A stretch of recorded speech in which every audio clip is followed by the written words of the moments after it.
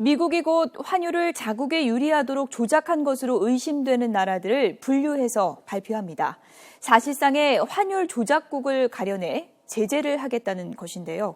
우리나라가 그 대상에 오를 수 있어서 정부가 총력 대응에 나섰습니다. 고한석 기자입니다. 지난주 미국 워싱턴에서 열린 G20 재무장관 회의. 이 자리에서 미국 제이콥 루 재무부 장관은 유일호 경제부총리에게 한국의 환율 정책에 관심을 두고 있으며 정책 투명성을 높일 필요가 있다고 말했습니다. 환율은 국제무역에서 가격을 결정하는 최대 변수이기 때문에 각국은 총성 없는 환율 전쟁을 벌이고 있습니다.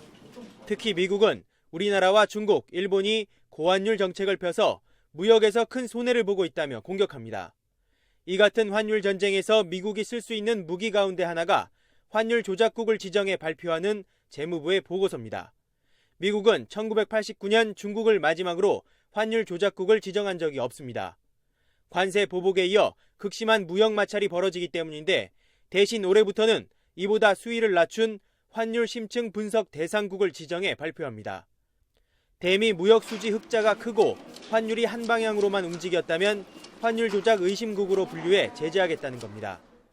하지만 우리나라가 심층 분석 대상국으로 지정된다 해도 제재 수준이 미국 정부 사업에 참여하는 걸 금지하는 정도여서 충격은 크지 않아 보입니다.